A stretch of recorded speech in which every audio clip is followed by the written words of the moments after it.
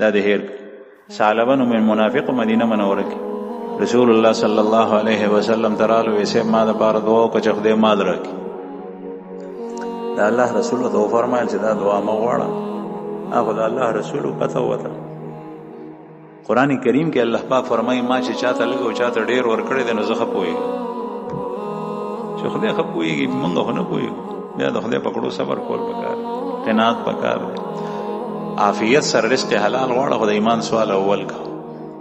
زه پويګم خو په دې کې حکمت ده چې ډیر ورکول سره پزماکه کې فتنه راځي چې ټولو ته ورکي. بیا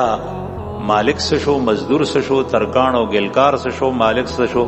د مل مالک چرته لاړو مزدور چرته لاړو منیجر چرته لاړو منشي چرته لاړو چې ټول یو شان دي. بیا به د دنیا دغه خلک به هلاک.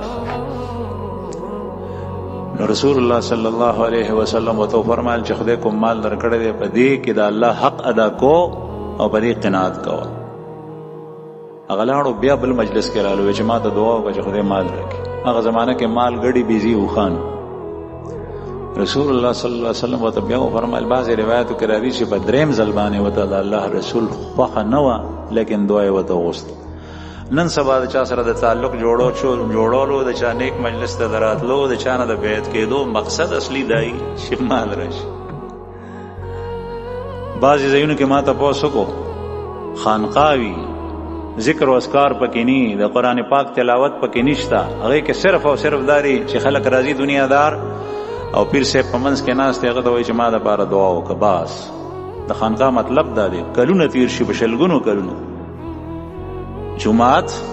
خانقاه مدرسه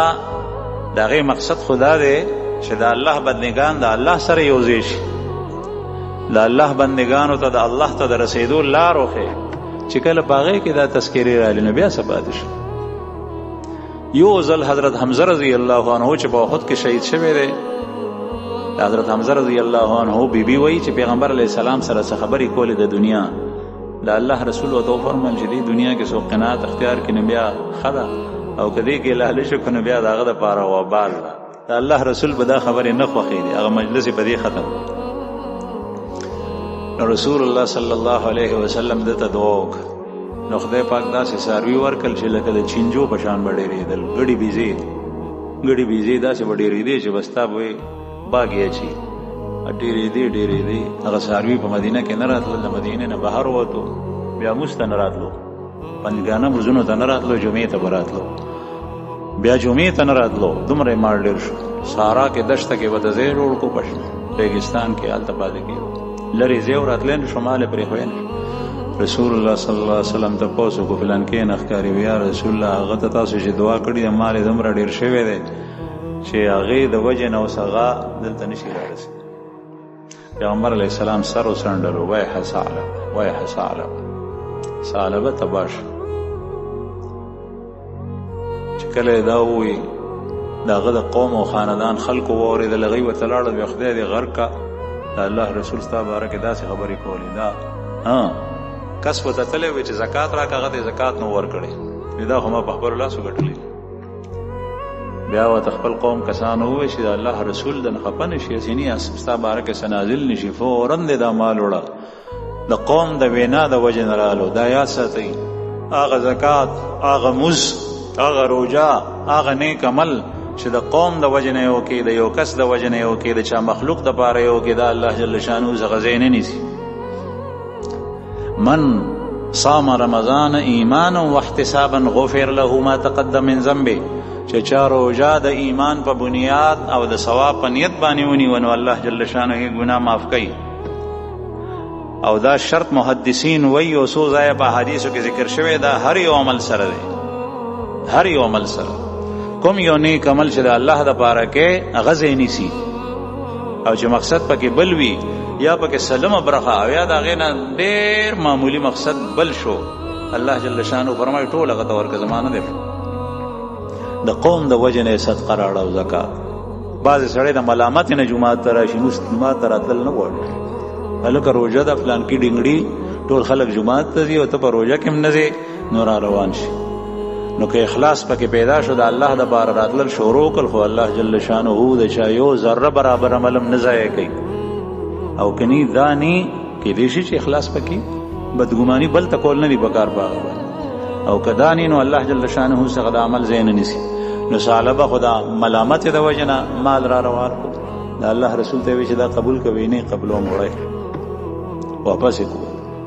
بیا صدیق اکبر په خپل دور خلافت کې چې رسول الله صلی الله علیه وسلم د دنیا نه تشریف یوړو هغه خلیفہ شو هغه ته راړو وی چې دا قبول کا وی زما حبیب او محبوب نه قبول کړي زوی څنګه قبولو مړی بیا حضرت عمر فاروق رضی الله عنه لس کال دور خلافت پاغه کې رالو مال راړو وی چې دا د الله په نوم باندې د الله په لار کې قبول کا وی نه قبولو زما صاحبانو نه قبول کړي زوی ولې قبولو واپس د ذلت انتهایی بیا حضرت عثمان ذوالنورین رضی الله عنه سدول اسکال خلیفہ داغه په دور خلافت په ابتدا کې څنګه خلیفہ شو دوی کده قبول هغه ته وی شي غینه دې قبول کړي زې څنګه عالم لری کلام او بیا د په دور خلافت کې مړم شو دغه سید دنیا دا ذلت ته چې یو سړی د کفر په حالت کې مړ شي د نفاق په حالت کې مړ شي د فسق او فجور په حالت کې مړ شي د الحاد او زندقې په حالت کې مړ شي